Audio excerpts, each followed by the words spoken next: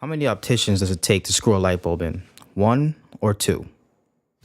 One or two? You son of a bitch, you got me.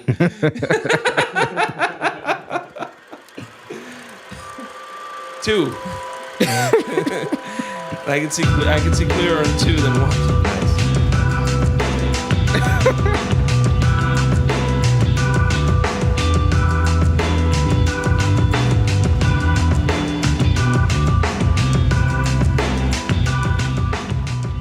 All right, and welcome to another episode of Pops On. I am one of your hosts. I am Jay Alvarez, and across the room we've got Raul, what's going on? And as always, we've got Marcel on the soundboard, representing Ghost Academy. So we've done some introductions. This third episode in, we haven't actually talked about who we are in the world of movies, and I feel like that's something that needs to be addressed, folks. Most people who listen to movie podcasts, most people who put on movie podcasts are movie experts. Have taken the time to educate themselves on film and cinema, or any other aspect of entertainment that they focus on. We've done none of that. I haven't. Have you, Rob? Not at all. So we are not what you would call educated men in this field. We are two idiots that work together who really like movies. Yeah. And somebody suggested that we should, record it. And that's how you got 3 episodes of Pops On. There you go. That's it. Yeah. Not critics, just people who like movies. Yeah. I'm a dad. He's a dad. I'm a dude. He's a dude. Good burger reference. Yep. That's it. That's it. That's it. So if anybody's like worried or concerned or upset or it feels any kind of way about the fact that, we might have got a name wrong or some dates wrong, or we didn't know some trivial knowledge that anyone with a film degree would know. Yeah, we work at a call center. That's it. Yeah, we're not going to get it right. So with that said, we can move forward into today's episode. Right after Father's Day, we took a break over the weekend. We didn't record on our normal Sundays. Mm-hmm. What'd you do for Father's Day, man? What went down? So, Father's Day itself, got up and was treated to some breakfast in bed. Eggs, bacon, toast, some iced tea. It was nice. So you got kids old enough to cook? Yeah. Yeah, it's nice. Yeah, people thought it was, it's so cool that you're teaching them how to cook and all that at such a young age. No, because I don't want to have to do it anymore. That's why I'm teaching them. So it's nothing about being sweet. Yeah, my kid's not old enough. He's 11. He's getting there, but he's not there yet. So it's like watching him cook. It's like watching a stovetop stuffing commercial. You know what I mean? Like, mom made it and I helped. Like, that's all you're getting. And I helped. Yeah. Oh, you helped? What did you do? I threw the trash away. Yeah. Poorly. But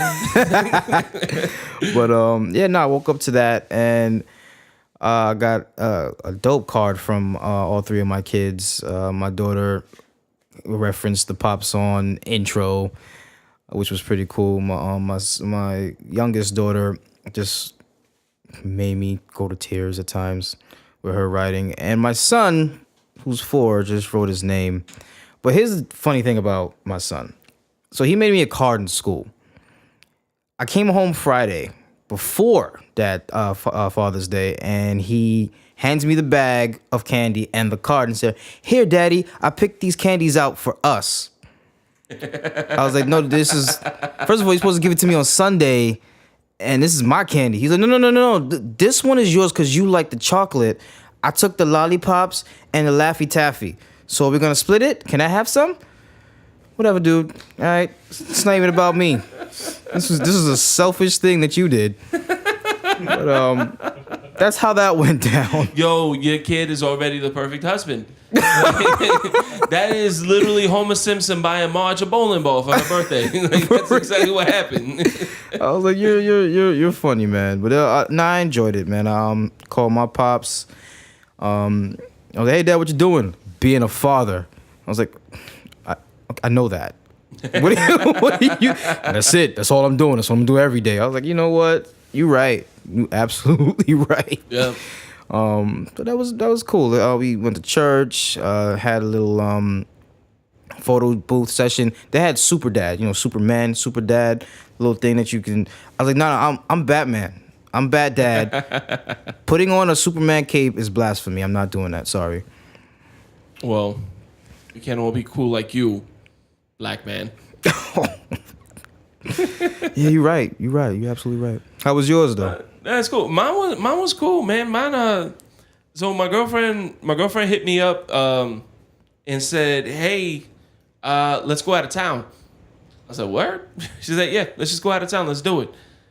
And I was like, "Oh, okay." And there wasn't anything in mind. There was nothing. And then my son lives in Fort Myers, so I was like, "All right, let's go to Fort Myers." So we went over there. We surprised my kid.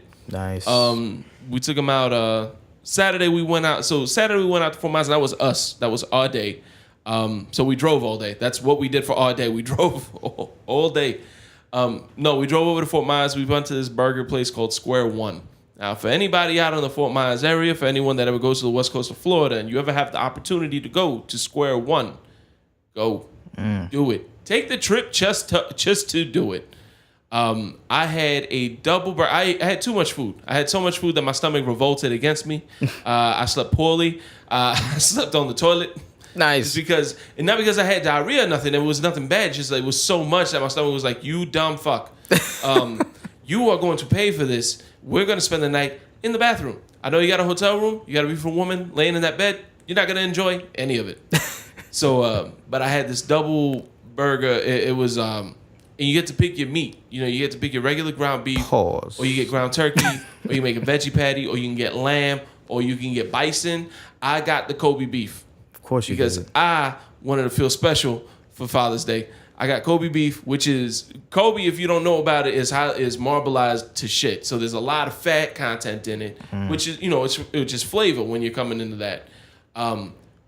Double patty it's not okay to do a double burger, and these were thick patties. It wasn't like a McDonald's patty. It wasn't like a Big Mac. No, like one beef patty itself was the size of a fucking Big Mac. Damn. And it's just like you squeezed it. It was just all this fat and juice running out of it, and it tasted amazing.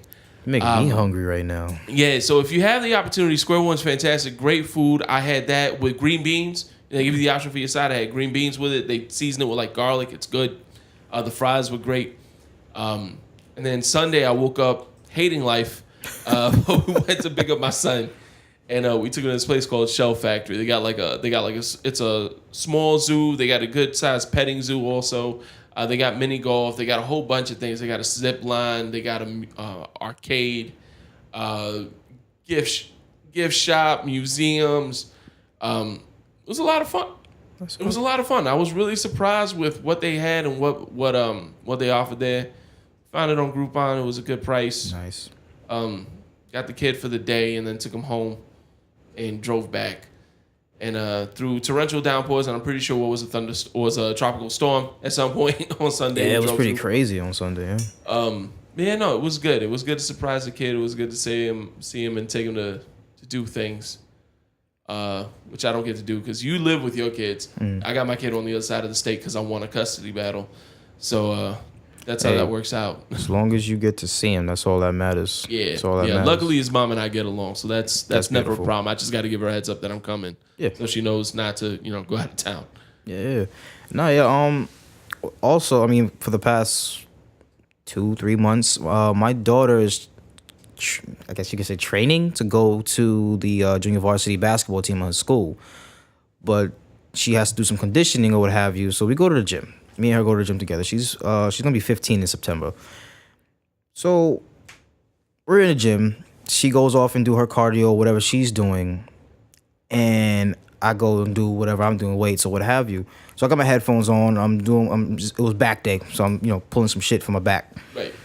The music is changing in my headphones, and all I can hear out the left side of my ear is, "Damn, yo, you see Shorty in the gray pants?" So immediately I'm like, nah, my daughter's like way on the other side of the gym. She's not. They're not talking about her. I look at my phone. She texts me, "Hey, Dad, I'm on the machine here, so I'm just gonna be here if you need me." So I look at her and I look at them looking at her. Let me tell you something. We'll fast forward to the end of the story. What kind of gun did you buy?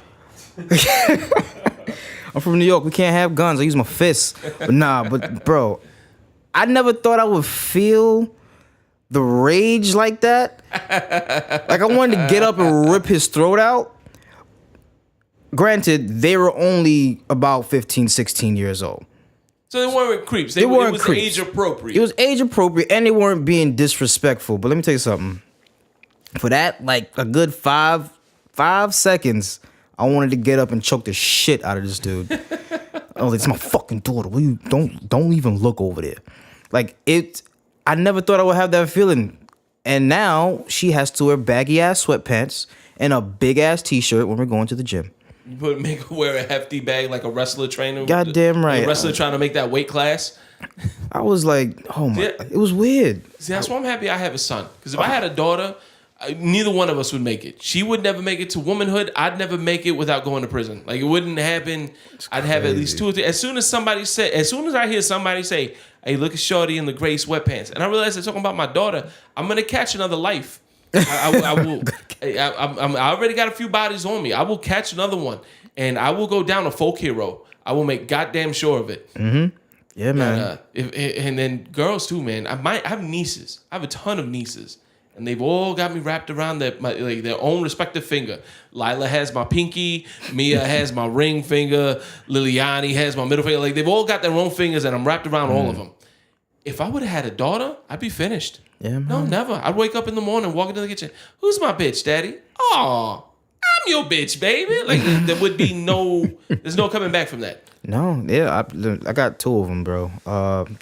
She'll be 15 in September. I got an 11-year-old, and that was like my first brush of anybody even. I'm like, this is not gonna be easy for the 2 of us. You got to figure out who's gonna come to your house to do that whole Martin Will Smith Bad Boys 2. Oh, you're doing it.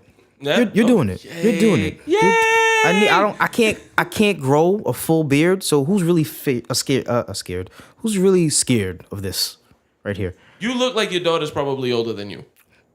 Fuck you. You do. Like if you were a teacher, you'd be the teacher that the kids are like relating to because they think you're one of them. Yeah. No, it's a fucking curse. I've been trying to grow a beard for 28 years. And I'm light enough that I look like a skinhead. So that I just shave my head, grow a beard. They don't know if I'm Taliban or white supremacist. They never know. They never know. I just look at you like white power, la la la la la la, and they'll never have any idea. It'll just confuse everyone. Everyone's uncomfortable. Probably like the people listening to this now because they just heard me yell white power into a microphone and then la la la la la la la. Yeah, it's gonna be a little crazy. This is when the terrorists win, folks. That's how this happens. Man. So all that said, sounds like it was a good Father's Day. Yeah, I enjoyed myself. One thing I noticed about this weekend, not a whole hell of a lot happened in movies. No, this is kind of a slow week, which is why we're going on with this banner as long as we have, because we got to kill some time. But there was a little bit. We typically go pretty hard in the comic book movies. We're not going to do that right away because War for the Planet of the Apes released a clip. It wasn't a trailer. It was an actual clip, actual dialogue. What did you think about that? First of all, how are we feeling about War for the Planet of the Apes? First of all, this franchise since Dawn of the Planet of the Apes or what was it? Dawn of the Planet of the Apes. Then it was Rise of the Planet of the Apes, and now we have War for the Planet of the Apes. Dawn of the Planet of the Apes set it up perfectly. It had James Franco. He was doing his thing with I guess he was in the scientist that was working on the monkeys or what have you, the apes. My apologies. And okay, that one was dope. At the end, we got Caesar talking and letting them know, hey, I'm gonna be set free. And then we saw how the disease spread all over the world. I was like, all right, cool, that's dope. Here comes part 2. Now they're there. They have their own little space, and it's them versus the humans, and they're trying to get, hey, I'm gonna go ahead and keep this side. You guys keep. We was trying to be on some peace shit, and that wasn't working out. Well, because humans fucked that up. Yeah, of course, every time. Now you have a full-on war between the humans and the apes, and Andy Serkis, amazing at what he does with this motion capture. Super excited to see what he does, Woody Harrelson. He's menacing. he looks like he could be quite possibly villain of the year. I didn't know how I felt when I heard that Woody Harrelson was going to be cast as a villain in this. When I first, because I've seen the tone of the first two movies, which are phenomenal. Dawn of the Planet of the Apes was a take on Planet of the Apes that I did not see. I don't think any of us really knew what to expect when they started releasing the synopsis. Like, oh, it's going to show how the apes got, intelligent. And the way they did that was so well executed. Genius. Along, like you said, with the professor, Dr. James Franco, because the man has more doctorate degrees than I think anyone else in Hollywood at this point. With him, and then with Rise of the Planet of the Apes, and it was just the way they took the stories. You feel for the apes. You feel for the people. You feel for the people that are trying to kill us. I'm on the ape side. Yeah, I'm on the ape side, which is so weird. Human extinction. And then you have this one, and when I heard, the tone of those movies are not light-hearted movies. So when I heard Woody Harrelson was going to be in this, I said, oh. So there's gonna be a wheat field? I don't understand. How is Woody Harrelson? Is Bill Murray gonna be reprising his roles from Zombieland also? Like, what is happening? Why is Woody Harrelson in this movie? And then they released the trailer, the original trailer that kind of debuted him. They released the clip "Bad Ape," which he's not in much, but you still see him a little bit. You get a good vibe. And then they released that other clip with "We Came for You," which is Caesar talking directly to Woody Harrelson, and you see in his eyes. Woody came to play. Yes, he didn't come to fuck around today. He came to put in that work. Exactly. That's I take it from Zombieland, his character in Zombieland. Yeah, he was funny, but he was also still it still played to Woody Harrelson. He was still the dude from Cheers at the end of the movie. You know what I mean? Right. This is, if you're expecting Woody Harrelson from White Man Can't Jump, you're not going to be happy. Have you seen Edge of 17? No, I haven't. No, and I know that's doing a disservice to myself because I've heard nothing but amazing things about that movie. I think it's like one of the more underrated movies of last year. Super underrated. Yeah, I know I need to watch that, but I haven't. But I remember seeing his clips, thinking, "Holy crap, this is the Woody Harrelson that I've always wanted." This is him. He's not phoning it in. He's not playing around. He's not just there to get a paycheck. He's actually he's acting. Yeah, he was phenomenal in that movie. Phenomenal to me. So that coupled with Zombieland, as well as I'm not a big fan of these movies, but him as Haymitch in Hunger Games. Him as Haymitch in Hunger Games. Those characters he's played, coupled with the Zombieland character, I definitely highly expected him to do his thing, and from what I'm seeing so far, looks amazing. Yeah, I want to say, now that you mention it, because I didn't like Hunger Games myself. We're not the demographic that they were shooting for, so that's fair. Exactly. I can watch them and be like, okay, this is a well executed movie. Sure. Jennifer Lawrence I don't give a damn about her. But Donald Sutherland in the movie was really good. And then Woody Harrelson. I totally forgot Woody Harrelson was in that movie. But yeah, that is exactly what I saw in Planet of the Apes. That's kind of harking back to what he played in Hunger Games. Exactly. And now that you mentioned that, now I can see how they would have played that. And he's also coming up in the Han Solo movie. Yeah, and he's supposed to be a mentor to Han Solo up in this one. Which for me, again, is more what I would expect from Woody Harrelson. That's, doing it well, just this criminal smuggling badass who, Lothario, who's just, bang and steal everything in sight. Yep. You know what I mean? And he's going to teach a young Han Solo how to do it. I feel like that is where I envision Woody Harrelson being and shining as far as a role. Exactly. But yeah, man, seeing him in these clips and these trailers for War for the Planet of the Apes, I'm definitely excited for Woody Harrelson in a way I didn't think I would be. Exactly. Yeah, I started paying more attention to him when he got into Zombieland, and then after that, I was like, all right, because I know him from Cheers. That shit used to come on when I was little, watching Nickelodeon, and it was switched to Nick at Night. I'm like, all right, time to change this shit. You know what I mean? So that's where I knew him from, and then seeing him in Edge of 17, bro, you really have to watch that movie. Yeah, I'm gonna check. Because that type of mentor character that he's playing there, I need that in Han Solo. Yeah. I need that. That is Yeah. he's definitely something to watch. And this could be a great trilogy. There's no way that you can't put War for Planet of the Apes hasn't come out yet. We don't know how good it is. It could be the Michael Bay effect. The trailers could be amazing and the movie could be shit. We will absolutely acknowledge that possibility. It's unlikely. I think this movie is going to be phenomenal. I think this movie is going to be everything we want it to be plus some. And if it is, assuming that that's the case, you cannot have a conversation about great trilogies without talking about these movies. Yeah. The only thing that I think hurts them is that I don't think they're as widely popular as some of the other trilogies. Only because when you talk to people, I talk to people, there's a lot of people who haven't seen any of these 8 movies. They've heard about them. Some of them vaguely are aware of their existence. Right. But when you compare it to like Star Wars, when the Star Wars trilogy came out, everybody knows Star Wars. Back to the Future trilogy, everybody knows about it. And then you get to the Planet of the Apes. I don't think it's as popular. I don't think it's as well known and well respected as it should be, but it definitely should be. Exactly. And I think if anybody has really watched these movies, you can't say that this doesn't fit in with the top trilogies of all time. Yeah, these are great films. It's not like a popcorn flick or it's not your Fast and Furious. It's not your trailer. It's these films have depth to it. You know what I mean? And it's not something that should be slept on. Definitely go out and watch that. All 3 of them.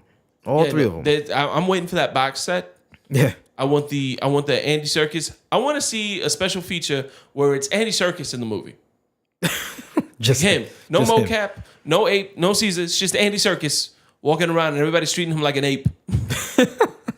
That man could do no wrong, man. It's definitely something I'm extremely excited for, and I think I really think this is going to be a movie that lasts. I hope they don't stop at the trilogies. I hope they, I do hope that they go into a little bit of the evolution of how the apes actually established the world down the line. I don't need them right away. Yeah. I mean, they're spacing this out too. It's not like we have a new movie every year. Yeah, this has been a couple years now. Yeah, Dawn came out several years ago. Rise of the Planet of the Apes came out 3-4 years ago now. Yeah. So they're definitely spacing these out. And I think if they continue to do that, focus on the story as opposed to we got to put this out and churn out some money. Yeah. I think they're gonna do well. Yeah.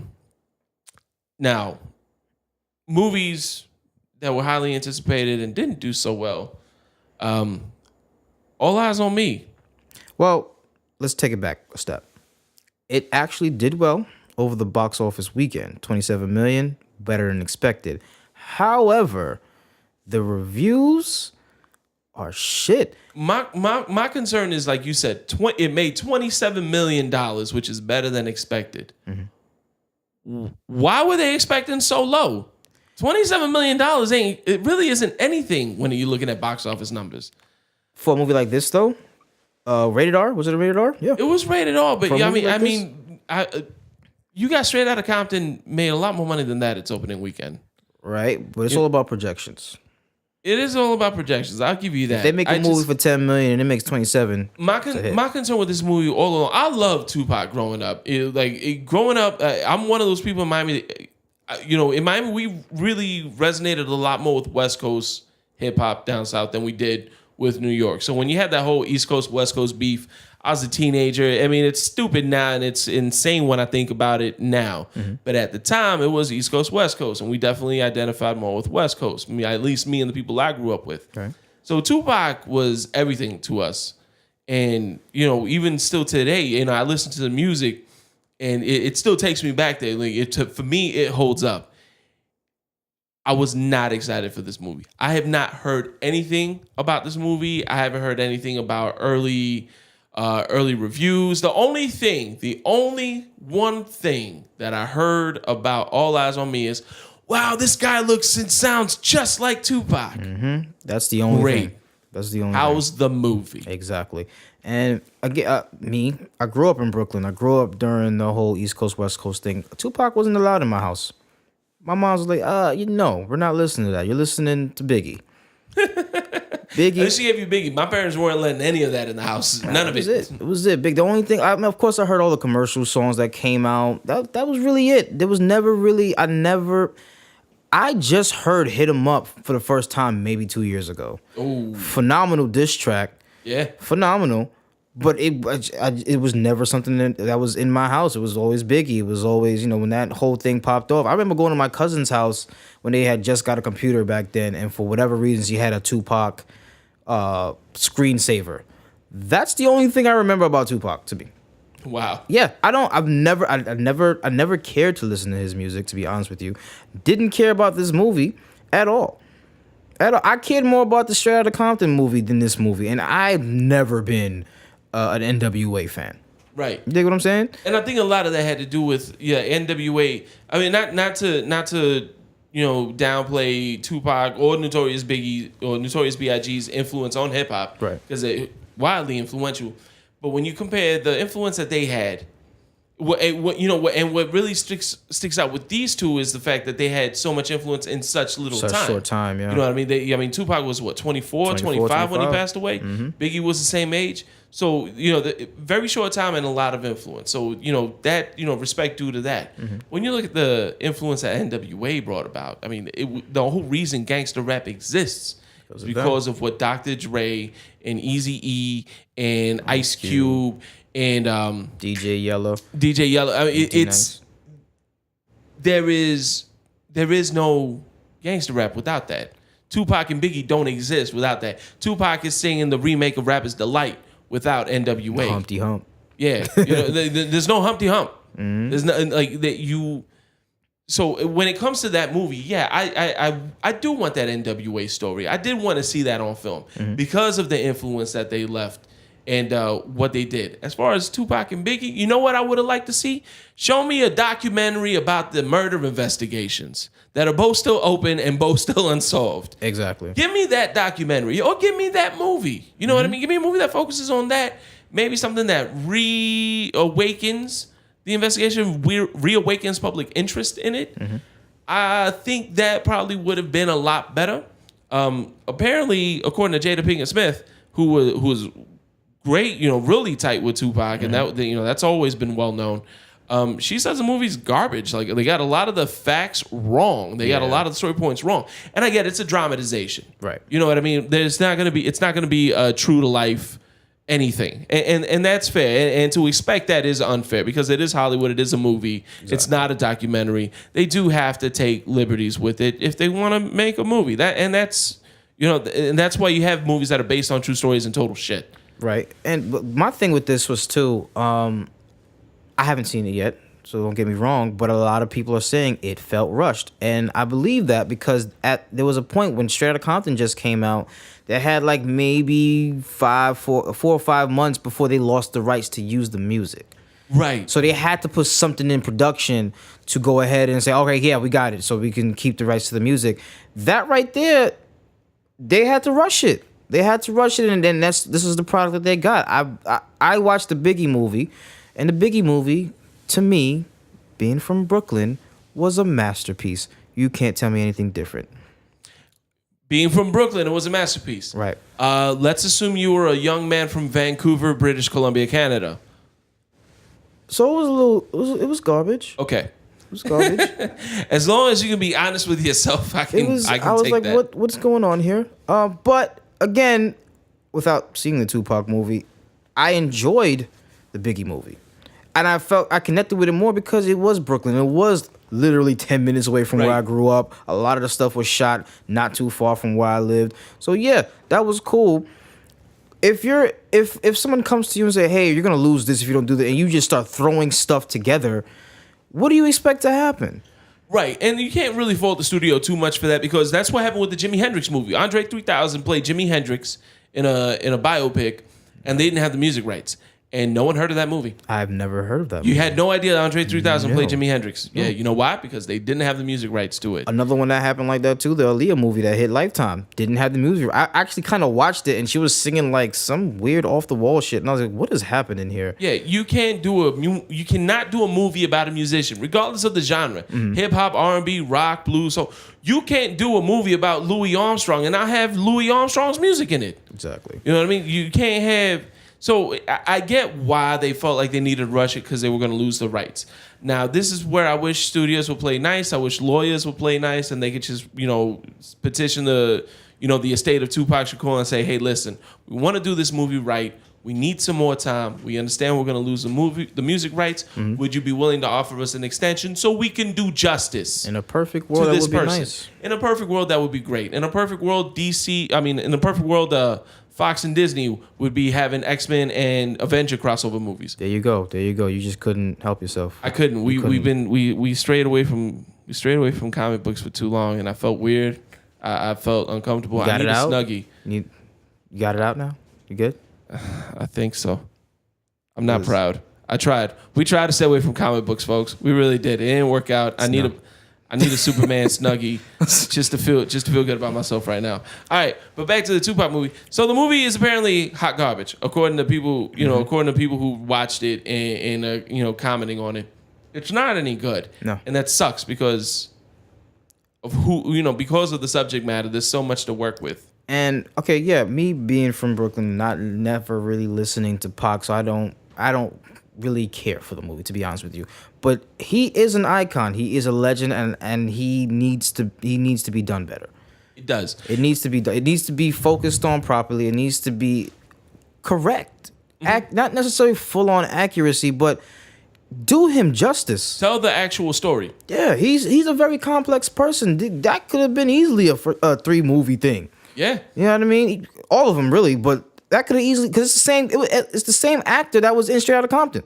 Yeah, and the acting, from what neither of us have seen it, so we're this is all hearsay. What I'm hearing, the acting was amazing. Yeah.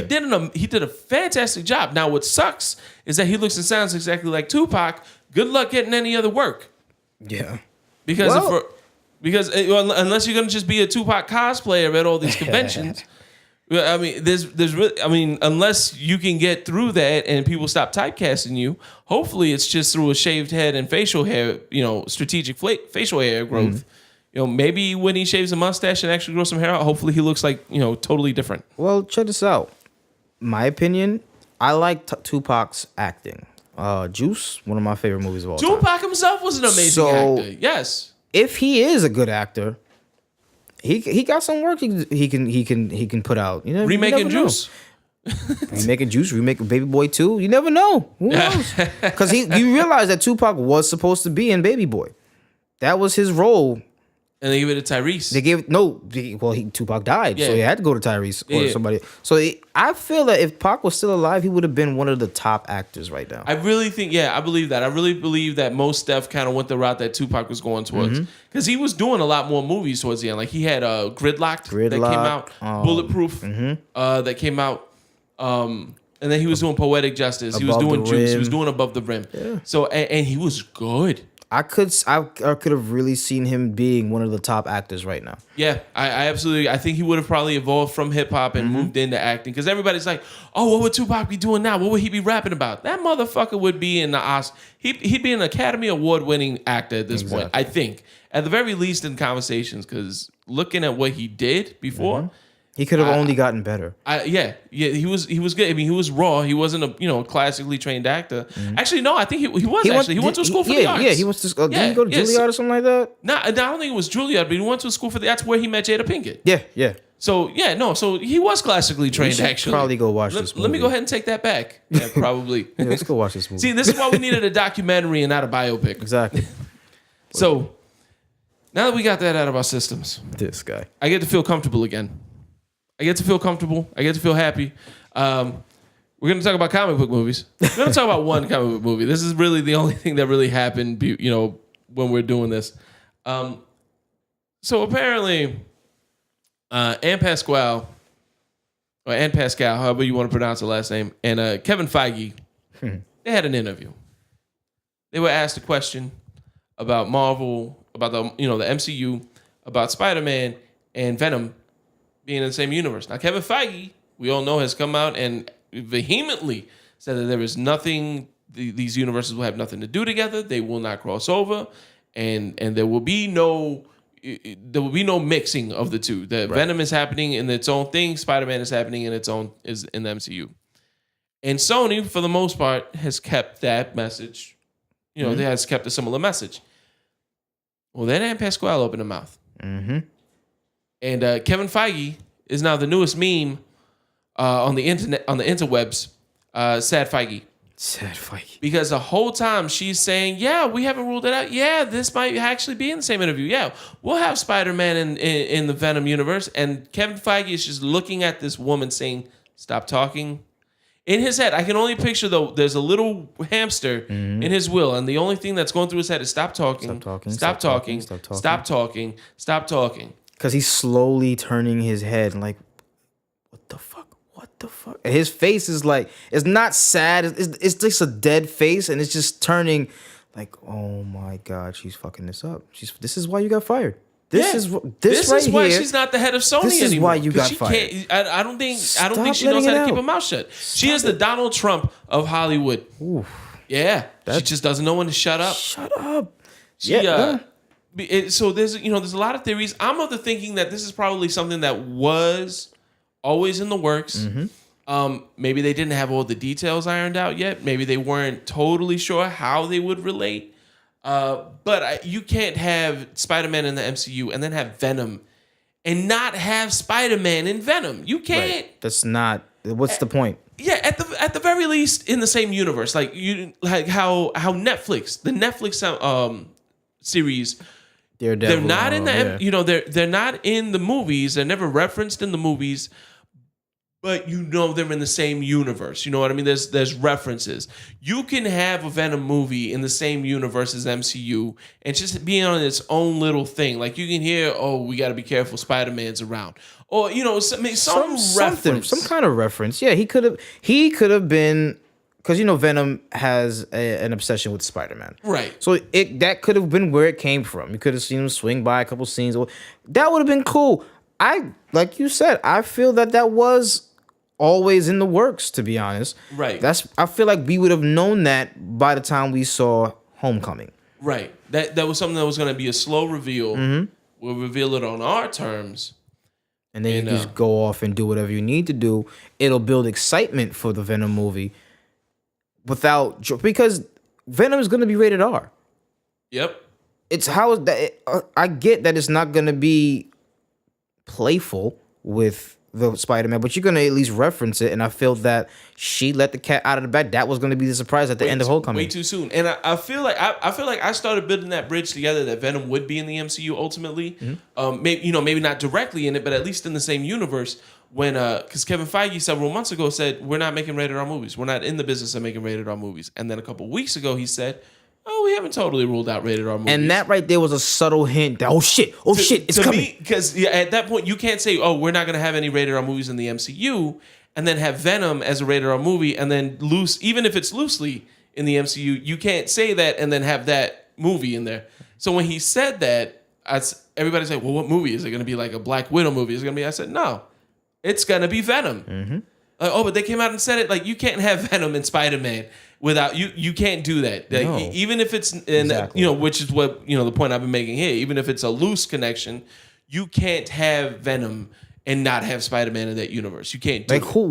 Who is Venom gonna fight? Like, I don't like it. Like, from this was announced and it was a go. Mm-hmm. I knew there's some way, some form. There's gonna be maybe not Peter Parker, but there's gonna be a Spider-Man in this movie. It has to be. Yeah, you can't. You can't do the storyline without Spider-Man. Like I'm sure you can get creative to an extent, but at the end of the day, you need Spider-Man. You need that. That's like saying, oh, we're gonna have X-Men movies, but we're not gonna have Wolverine. Yeah, nope. No, you're bullshit. not. Yeah. You're absolutely not going to do that.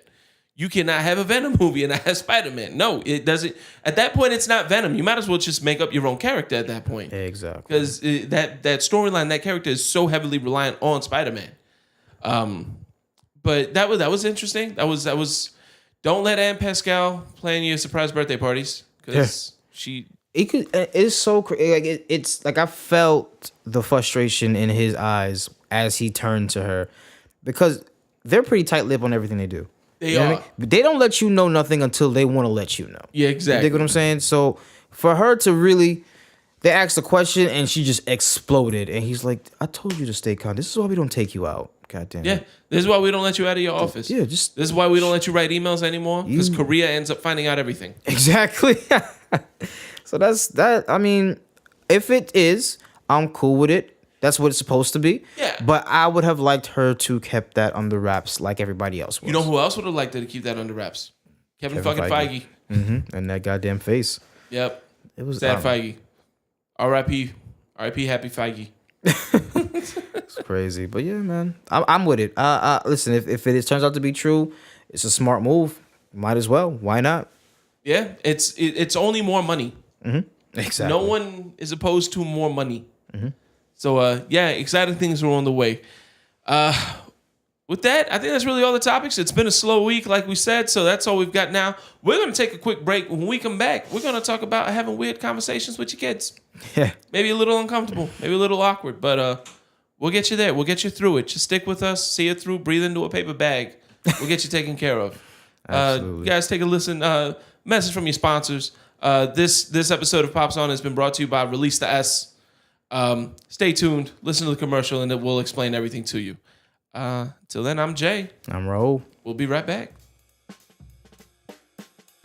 Our Twitter handle is currently at NoDadJokes with a Z. Yeah, and the reason for this atrocity is because NoDadJokes with an S is currently being held hostage by some limp dick shit-stained bastard. Oh, hey, whoa. Just remember your pressure points. Okay? I'm sorry, everybody. I apologize. Seems as though a fellow tweeter has no dad jokes with an S and hasn't tweeted in about 2 years. We're trying to get Twitter's attention to go ahead and get this released for us. Yeah, and that's where you all come in. Hashtag release the S on all your tweets, all your social media posts, and let's see if we can't get Twitter's attention and get them to give us the handle that we rightfully deserve. Support the cause. Release the S. And we are back, guys. Thanks for hanging out. Thanks for coming back to us. So we're going to get into our topic of the day. I promise you something a little awkward. I promise you something a little weird. Something that's not going to sit well with a lot of people. And we're going to get right into it. We're in Central Florida. We're on the Space Coast, just east of Orlando. And over the weekend, we observed the 1 year, I feel weird saying anniversary. But observation. That's the definition of it. Yeah, we observed the 1 year anniversary of the Orlando Pulse shootings. It hit home for a lot of us. A lot of us had friends. If I didn't have a friend directly affected by it, I had friends of friends who were affected by it. Right. Bro, I know you got a story about that night. Yeah, actually, because my wife and I, we actually spent the day in Orlando that day. It was a really nice day. We had a party to go to that night, so we went to some kind of radio station block party, and then we headed over there. So we weren't close to the Pulse area. However, my little sister was. She was with her boyfriend and her friends. And for whatever reason, I called her up. I was like, yo, come through to where we're at. And she was like, I don't go to soca parties. So I lied and I was like, it's not a soca party. They're playing mad hip hop. You don't play no goddamn hip hop. So she's like, all right, I'm on my way. Just pay for me to whatever. Like, all right, cool, whatever, come through. She said she drove past all the cops that were flying down to go to the Post. She didn't know what was going on. We're still at the other party. We didn't know what was going on. So she pulled up. She got in. We were chilling. We all got home around 5 o'clock in the morning. Went straight to sleep. Woke up to 50 missed calls, 20 messages. Everybody trying to figure out where we're at because they know we were in Orlando the whole day, the day before. So I look at the messages. Oh, I heard the club got shot up. I was like, all right. I mean, that's normal, I guess. It is what it is. Sadly, it's normal. Then I seen the death toll keep rising, and I'm like, this is this is not a regular club shooting. 1 or 2, 3 people. All right, sorry, but this was like what 50 people that passed. 50 people. 50 people. 49 plus a shooter. Yeah. So I'm like, yo, whoa, that was crazy to me. Then you find out, oh, it was at a gay club. Then of course everybody, oh, it was a terrorist attack. I was like, wait, hold on, just give it a second before you just start. Oh, ISIS claimed a responsibility. I was like, but just wait. Come to find out, it was a terrorist attack. Yeah, it's a terrorist attack. Not to get too overly political about it. Yeah. Just because ISIS claims responsibility doesn't mean ISIS actually had anything to do with it. ISIS, we talked about it before. We talked about this person before. ISIS is also the Donald Trump of Islamic terrorism. Yeah, they hear something happen and they're like, "Oh yeah, that was us." That was us. No, it Yeah. wasn't. You had nothing to do with it. Exactly. This kid, this guy, was troubled. Obviously, a troubled person. Not to paint him as any less of a monster than what he was, but he was definitely troubled. Didn't have anything to do with ISIS. He just kind of used that as a justification. Apparently, it came out that he had his own homosexual, issues that he was dealing with internally. From what I'm hearing about it, and just acted out, in this extreme form of violence. Not exactly Islamic terrorism. ISIS didn't have anything to do with it, regardless of what they claim. That's just them trying to keep. ISIS is only as powerful if we keep talking about them. And if random acts like this happen, and they say, "Oh, that was us," well, that keeps us talking about them, kind of like how we are right now. It works. Those bastards. Well, yeah, that was it was sad. But that brings up a lot of conversation. How do you talk? I have kids that are of age where they are seeing and hearing these things. How do you talk to them about this? How do you explain to them, like, this guy had issues, right?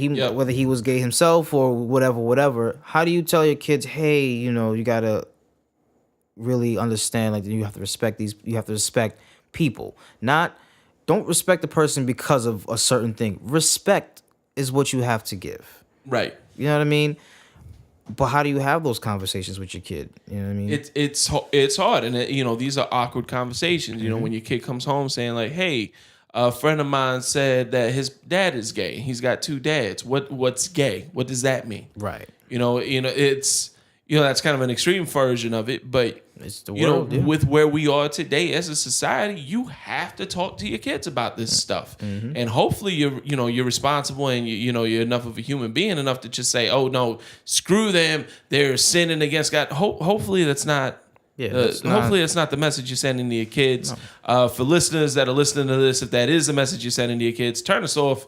I don't know if you guys agree with it. I don't care if they listen to this show or not. That's not who I want.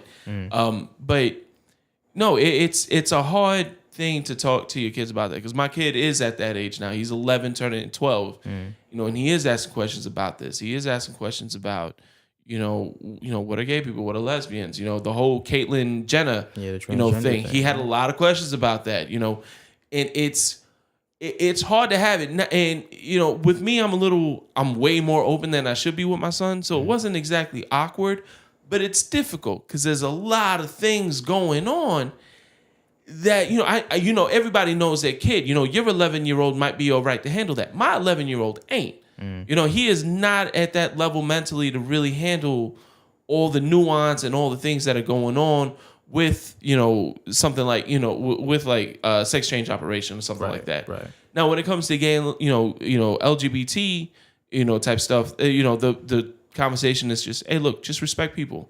Love them, respect everybody for who they are.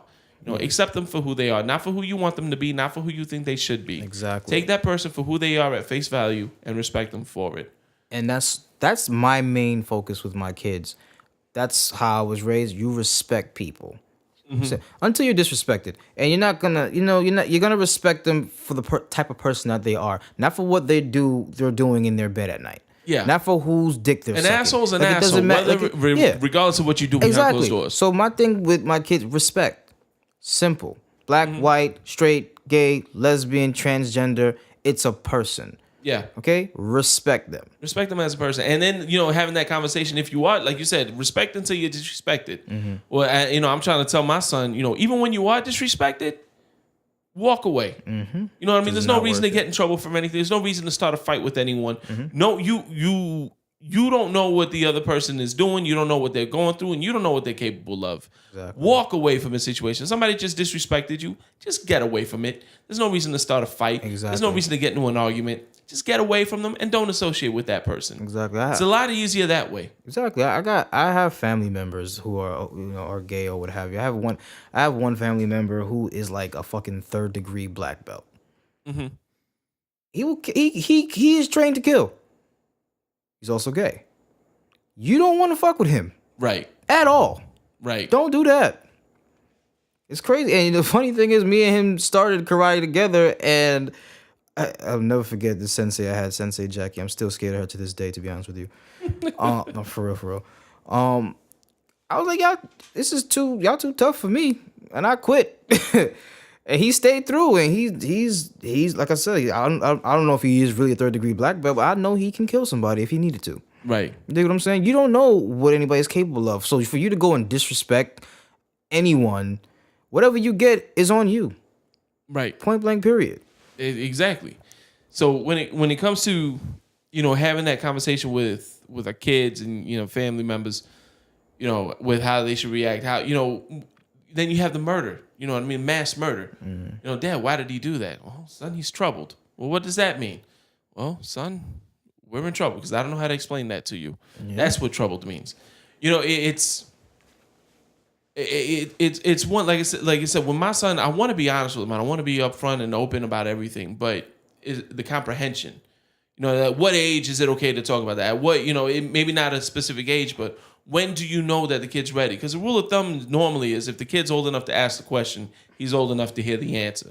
Well, that's a load of crap. Yeah. Because 4-year-olds repeat a lot of things. A lot. And that doesn't necessarily mean they're ready for the real honest truth. And and it's not like, you have some situations where people are just trying to avoid having an awkward situation or an awkward conversation rather. And then it's like, I don't want to overload my kid is the other part of it. The world's enough. My son is the type of kid, we pass by a cemetery, he cries. Oh, man. Because he feels that. He sees all these dead people, and he's like, oh, those are families that have lost a loved one. He feels that real deeply. So when I have to explain mass murder to him and terrorism, he ain't ready to handle all of that. You know what I mean? It's not because I don't think my son's intelligent enough. I just know where he is developmentally. Right. He's not ready for that. Right. So it's kind of, it's weird to have to tiptoe around that.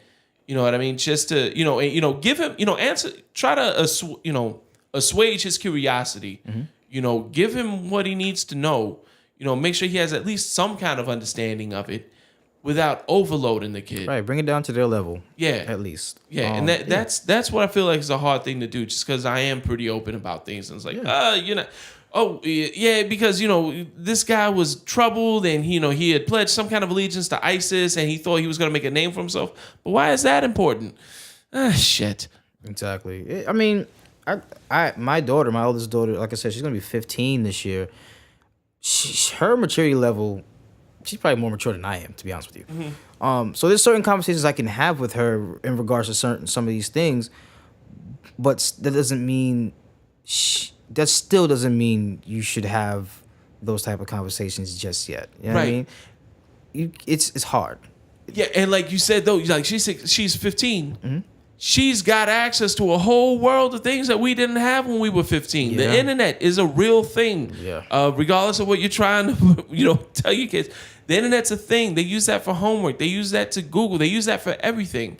My son is finding out things that I wish he wouldn't find out. I want him to stay 11. I want him to be a kid.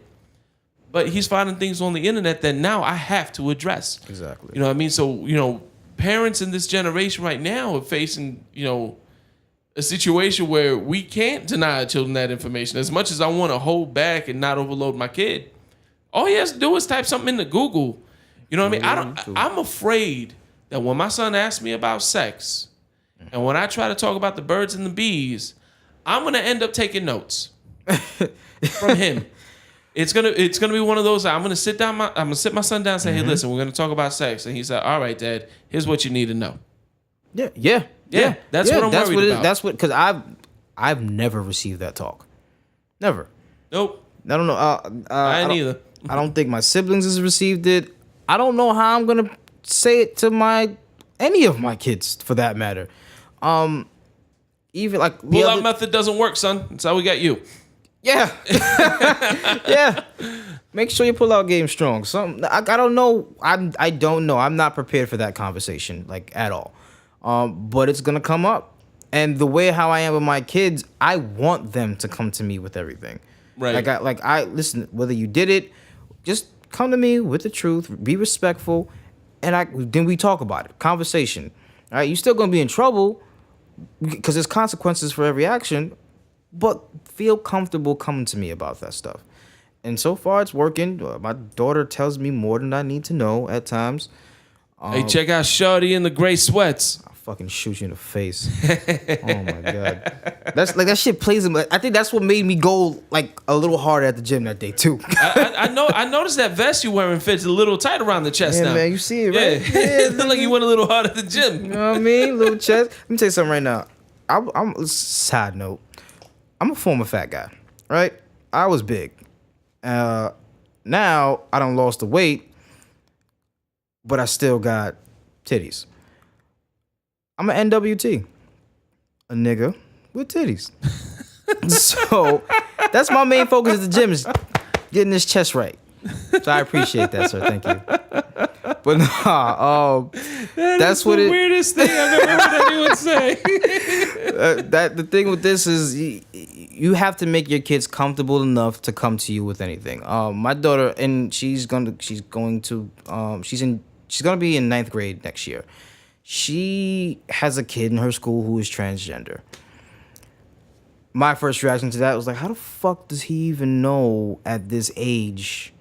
But you can't say that because you know. Yeah, we're used to it coming with people coming out as adults because that's just how it happened with us. But that doesn't mean that these people didn't know. Yeah, they know what they were when they were kids. It just means that they were quiet about it. So now when we hear kids coming out, like, wait, how does this kid even know? You know what? Who's to say that adult didn't know when he was 17? Exactly. Or when he was 14? You know what I mean? Like, I know people that say they knew since it was like 6. Yeah. You know what I'm saying? So don't say, oh, you don't know what this is. It's my belief. It's not a choice. I didn't choose to like girls. I love bitches. That's my shit. Like, what do you? So you can't tell that this person, oh no, you don't know what you like. Yeah, they do. Yeah. The kid knows what they like. You're telling me, okay, by that same aspect, you're telling me that the kid can't eat Twix because he doesn't know that he likes Twix.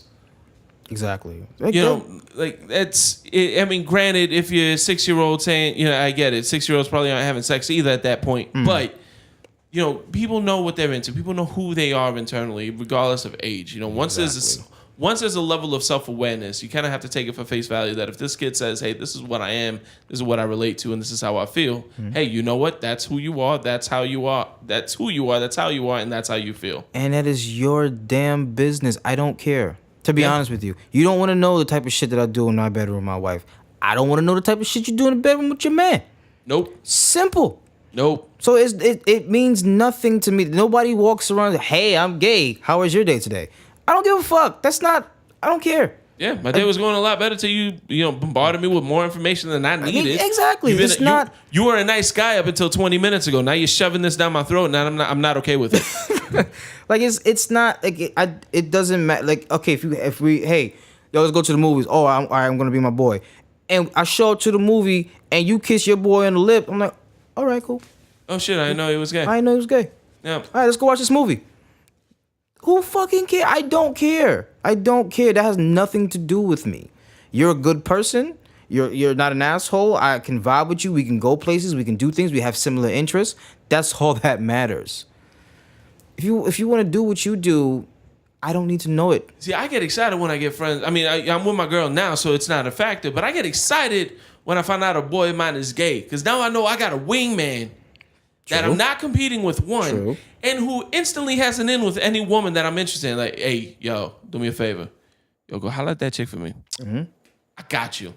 And he just goes in because I don't know what it is.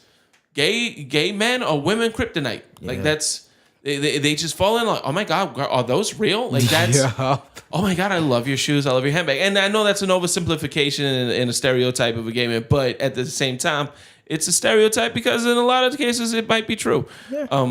Not to be disrespectful towards anyone, but I had a buddy of mine, Lewis, who was my wingman everywhere we went because Lewis spoke the language of the woman. I said, oh my God, you know who else has a really good appreciation for this? My friend Jay, you should come meet him. There it is. That was done. That's what it is, man. You just gotta listen. You have to be comfortable with yourself as a man. You have to be comfortable with your masculinity as a man. I get my nails done at time.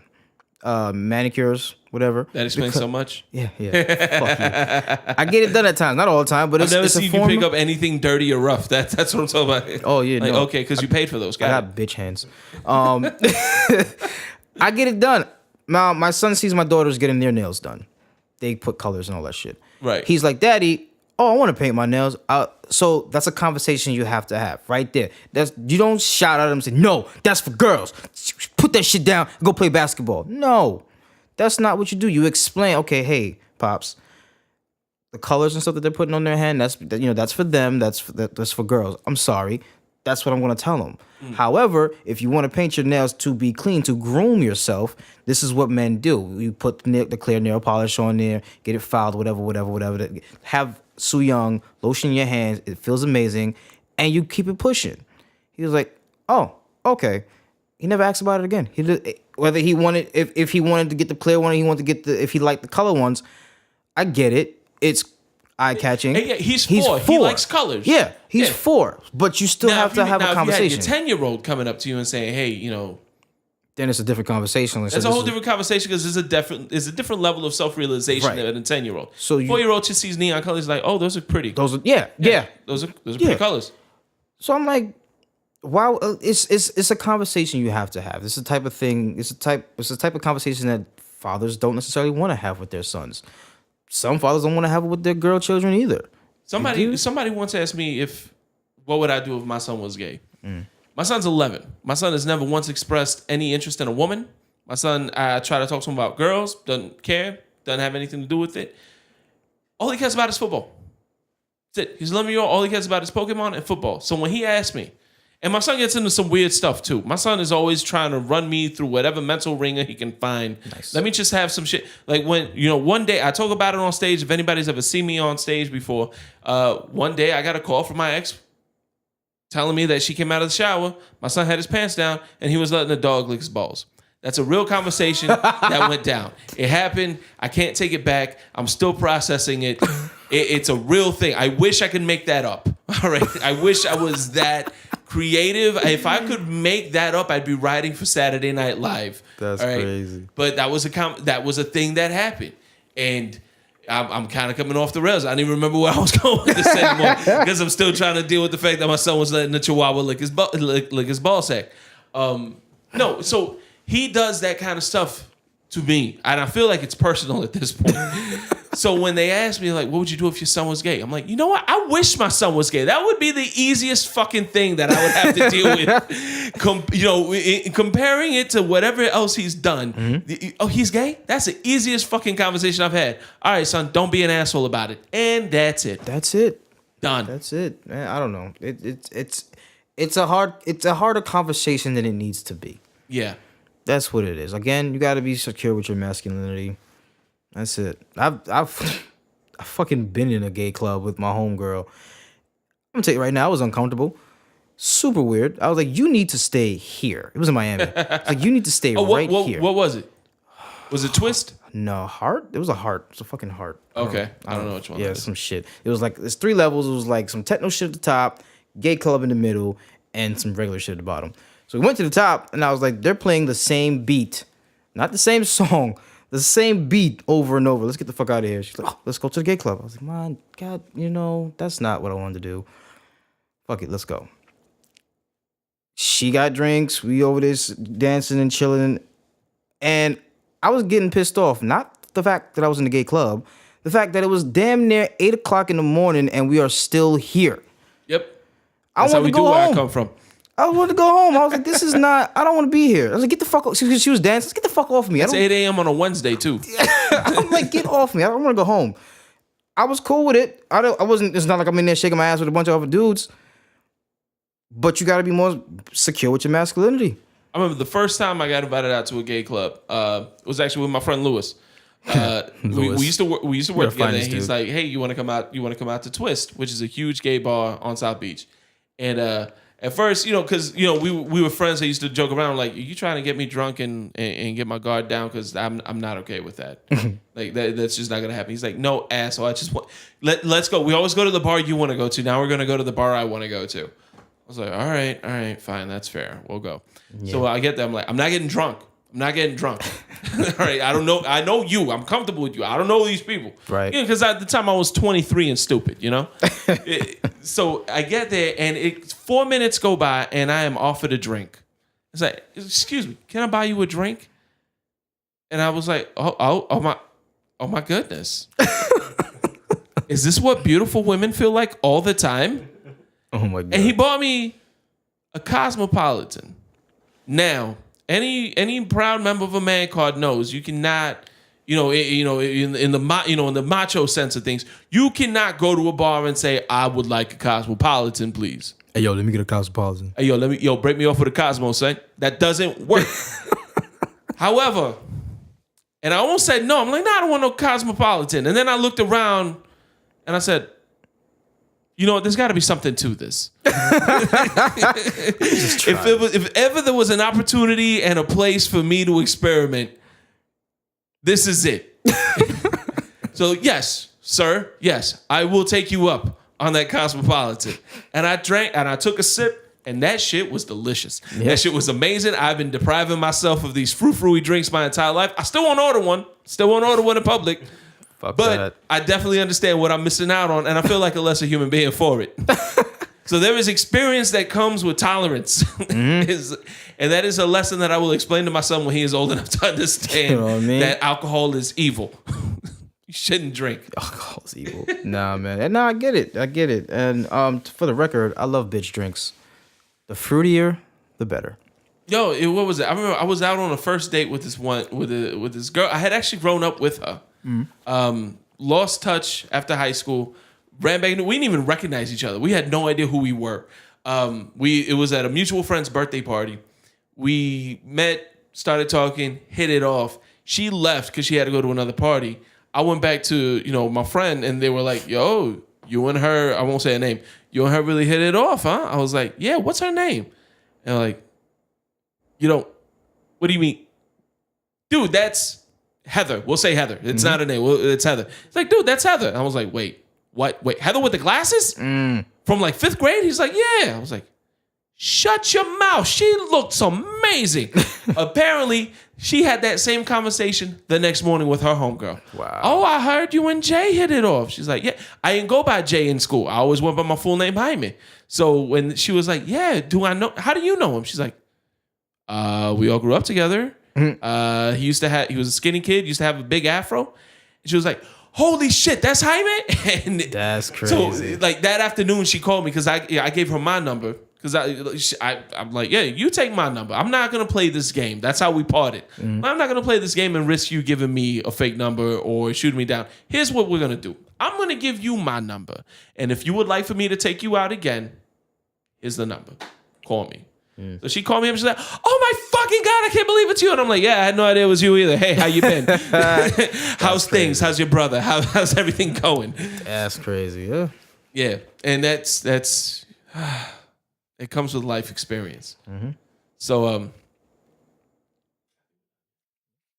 oh shit, that's the point of the story. I'm so fucking tired. I forgot where I was going with that. So I met this girl, we met. So, okay. So we said, oh, I can't believe it's you. How's your brother? How's things? So we ended up going out. We went to Cinebistro in Miami. It's in Dolphin Mall. It's a movie theater and a restaurant. So you can actually eat and drink in the movie theater watching the movie. Nice. And they got servers that come up to the tables and everything. So we're hanging out at the bar before the movie starts. She ordered scotch.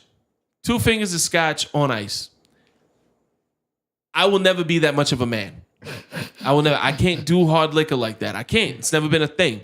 I ordered something off the menu. I didn't know what I was ordering. I didn't understand what I was ordering. Oh, man. Because I was, young and stupid again. Bartender comes out with the drinks. He's got a scotch glass, 2 fingers of scotch on ice, gives it to her. He also has this giant glass with curves. Mm-hmm. You know what I mean? That he kind of dips in the middle a little bit. With a pineapple wedge and an umbrella. Oh. Apparently, it's a Cosmopolitan. I didn't realize they called it a different name, so I didn't realize. I was just like, yeah, that name sounds interesting. Give me that. That's all. That's how that worked out. And so she's sitting there with her scotch, smoking a fucking cigar. At this point, she might as well have been. And I'm there with my frou-frou drink, and it looked like we were just like role reversed for the day. It looked like we were in marriage counseling. And the therapist was there with us, like, go on a date and you two act like each other. Oh my God. Like that's how it came off. I wish I could have seen this. That's why I don't order fruity drinks in public. Because it backfires on me. We didn't make it, obviously. Oh. No. Damn it, she's happily married. She's got her 2 kids. I'm happily with the woman I am, so it worked out. Thank you, Cosmopolitan, for saving me.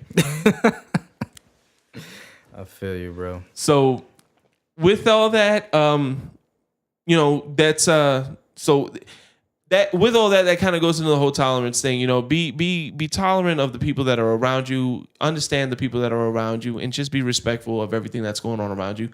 And that's the message I try to pass on to my kids. Seems like it's a message you pass on to your kids. Absolutely, you're not gonna have any problems. With all that said, that's it for tonight. That's kind of us. Yeah. You guys come find us out on our social media. Listen for the plug after the show.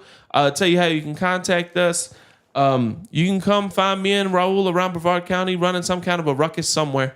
All the time. Yeah, no, and just if you see a police car with the lights on, it's probably not us. Past that, we're not that crazy. We got kids to go home to. Yeah, we do. So with that said, we're gonna go ahead and sign off, guys. Thanks for listening to another episode of Pops On.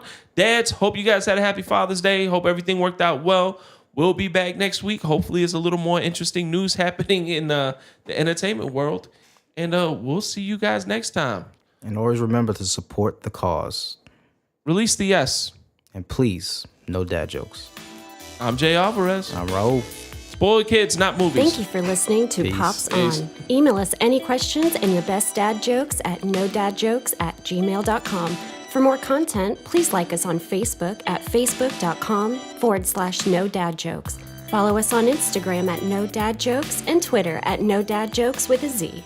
Yeah, we tried to get no dad jokes within us, but apparently some thing that got out of hand wanted to take it and then not post anything for 2 years on Twitter because, hey, look at me, I'll get this now and maybe at some point I'll actually figure out how to use Twitter because it's not like I don't have anything else to do with my damn life. I'm just gonna these guys instead. Whoa. But hey, family show, man. Whoa, family. I bet you his mother's a fucking hoe.